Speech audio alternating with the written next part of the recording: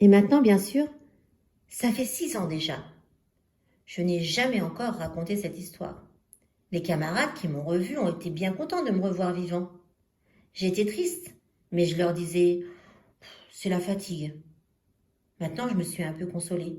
C'est-à-dire, pas tout à fait. Mais je sais bien qu'il est revenu à sa planète, car au lever du jour, je n'ai pas retrouvé son corps. Ce n'était pas un corps tellement lourd. Et j'aime la nuit écouter les étoiles. C'est comme 500 millions de grelots.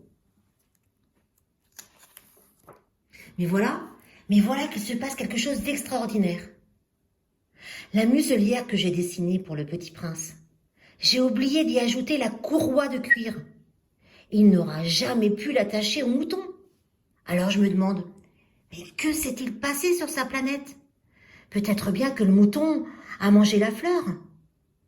Tantôt je me dis, sûrement non. Le petit prince enferme sa fleur toutes les nuits sous son globe de verre et il surveille bien son mouton. Alors, je suis heureux. Et toutes les étoiles rient doucement. Tantôt je me dis, on est distrait une fois ou l'autre et ça suffit. Il a oublié un soir le globe de verre, ou bien le mouton est sorti sans bruit pendant la nuit. Alors, les grelots se changent tous en larmes. C'est là un bien grand mystère. Pour vous qui aimez aussi le Petit Prince, comme pour moi, rien de l'univers n'est semblable si quelque part, on ne sait où, un mouton que nous ne connaissons pas a, oui ou non, mangé une rose. Regardez le ciel. Demandez-vous, le mouton, oui ou non, a-t-il mangé la fleur? Et vous verrez comme tout change. Et aucune grande personne ne comprendra jamais que ça a tellement d'importance.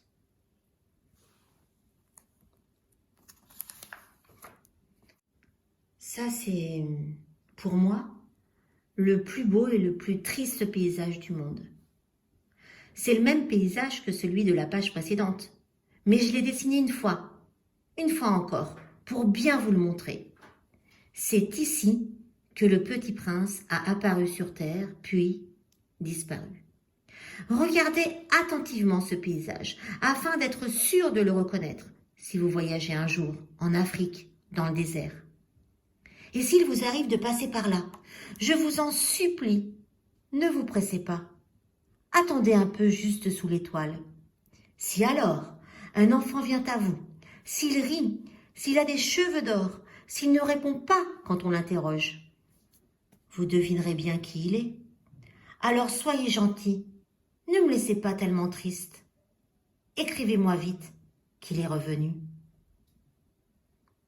Fin.